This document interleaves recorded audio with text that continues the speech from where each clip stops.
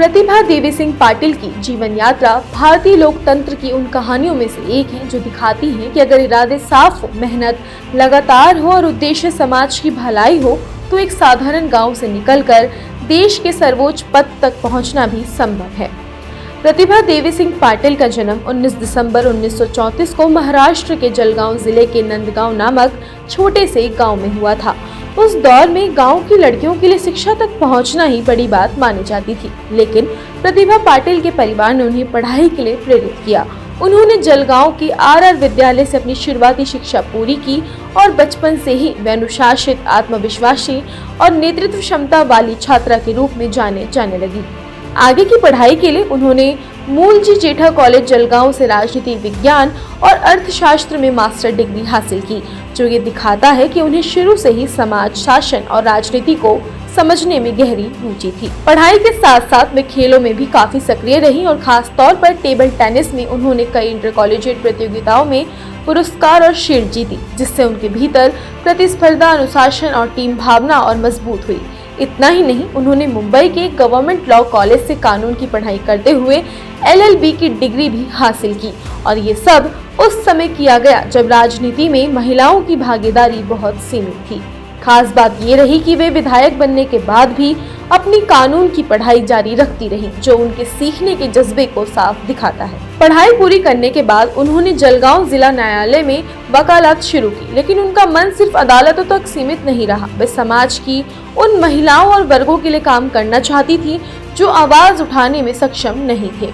यही सामाजिक संवेदनशीलता उन्हें राजनीति की ओर ले गई। महज 27 साल की उम्र में उन्होंने जलगांव विधानसभा सीट से पहला चुनाव लड़ा और जीत दर्ज की, जो अपने आप में बड़ी उपलब्धि थी। इसके बाद वे अदलबाद यानी आज के वक्त में मुक्ताई नगर विधानसभा क्षेत्र से लगातार 4 बार विधायक चुनी गई और 1985 तक महाराष्ट्र विधानसभा का हिस्सा रही। सबसे दिलचस्प बात यह है कि अपने पूरे राजनीतिक जीवन में उन्होंने जितने भी चुनाव लड़े उनमें से एक भी चुनाव नहीं हारी, जो भारतीय राजनीति में एक दुर्लभ उपलब्धि मानी जाती है। महाराष्ट्र सरकार में रहते हुए उन्होंने उप मंत्री और फिर कैबिनेट मंत्री के रूप में कई अहम विभाग संभाले, जिनमें सार्वजनिक स्वास्थ्य, समाज कल्याण, शिक्षा, शहरी विकास, आवास, आपूर्ति, पर्यटन, सांस्कृतिक कार्य और निषेध जैसे विभाग शामिल थे। इन विभागों में रहते हुए उन्होंने खास तौर पर महिलाओं, बच्चों और कमजोर वर्गों के कल्याण पर ध्यान दिया।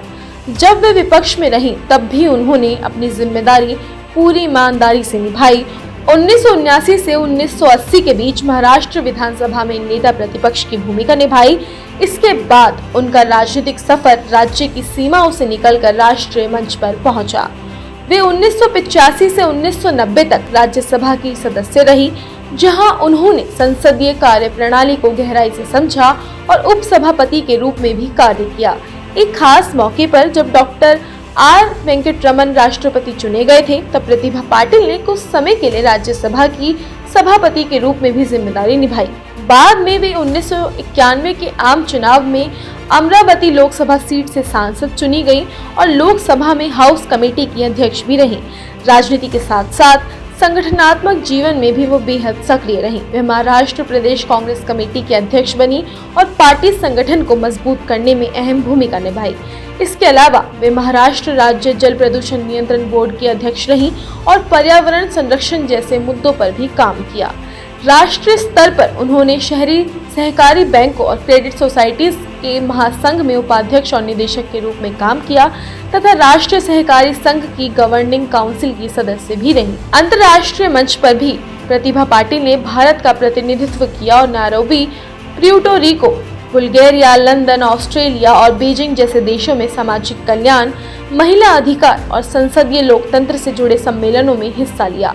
खास तौर पर महिलाओं की स्थिति और अधिकारों पर होने वाले वैश्विक सम्मेलनों में उनकी भूमिका सराहनीय रही।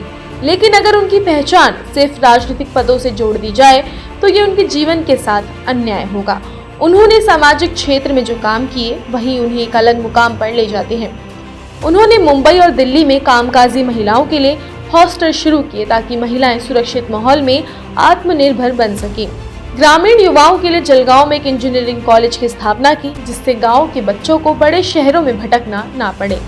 दृष्टि बाधित लोगों के लिए औद्योगिक प्रशिक्षण संस्थान, घुमंतु जनजातियों और पिछड़े वर्गों के बच्चों के लिए स्कूल, अमरावती में कृषि विज्ञान केंद्र और महिलाओं के विकास के लिए महिला विकास महामंडल जैसी संस्थानों की स्थापना में उनकी अहम भूमिका रही।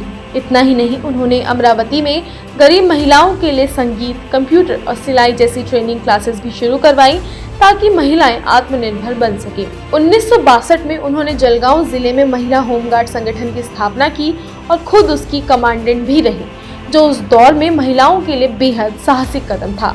8 नवंबर 2004 को उन्हें राजस्थान का राज्यपाल नियुक्त किया गया, जहां उन्होंने प्रशासनिक अनुभव हासिल किया और सामाजिक सद्भाव को बढ़ावा दिया। इसके बाद 25 जुलाई 2007 को उन्होंने भारत के 12वें राष्ट्रपति के रूप में शपथ ली और इतिहास रचते हुए देश की पहली महिला राष्ट्रपति बनी।